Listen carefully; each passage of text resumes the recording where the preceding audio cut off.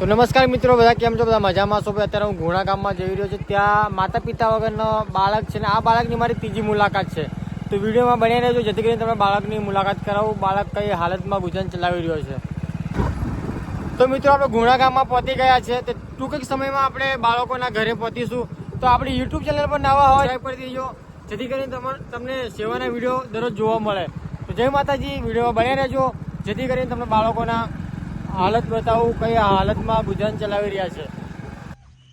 તો નમસ્કાર મિત્રો, ફાઇનલી આપણે ઘોણા ગામમાં પહોંચી ગયા છે અને બાળકની મુલાકાત લઈ લીધી છે. અને આ બાળકની મારી ત્રીજી મુલાકાત છે. તમને ખબર છે કે માતા પિતા વગરના બાળકો હોય ત્યાં તમારા રાકેશભાઈ સામાન્ય કેટલી પહોંચી ગઈ છે.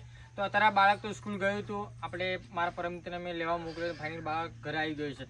તો મિત્રો આવા બાળકો હોય છે માતા પિતા વગરના હોય છે ભાઈ, જેના માતા પિતાને એને દુઃખ થાય છે કે કઈ રીતના ઘરનું ગુજરાન ચલાવવું, કઈ રીતના કપડાં લાવવા. તો મિત્રો ફાઇનલી આ બાળકની મારી ત્રીજી મુલાકાત છે. અત્યારે સામાનની કીટ લઈને આવી ગયો છું અને ઉત્તરાયણ પર હું આવીશ તો આ બાળક માટે પતંગ ને કપડાં લઈને આવીશ.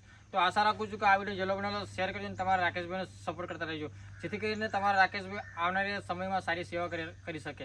તો આપણી યુટ્યુબ ચેનલ પર નવા હોય તો આપણી યુટ્યુબ ચેનલને સબસ્ક્રાઈબ કરી દેજો જેથી કરીને મારા સેવાની નોટિફિકેશન દરરોજ પડે. ભાઈ તું આના મમ્મી પપ્પા કેટલા વર્ષથી તારા મમ્મી પપ્પા નહીં ભાઈ? 7 વર્ષથી. તો મિત્રો તમે જાણી શકો છો 7 વર્ષથી આના મમ્મી પપ્પા છે નહીં. તો તમે એ જ કહેવા માંગુ છું કે આવા બાળકોને સાથ આપણે આપતા રહીશું. જય માતા.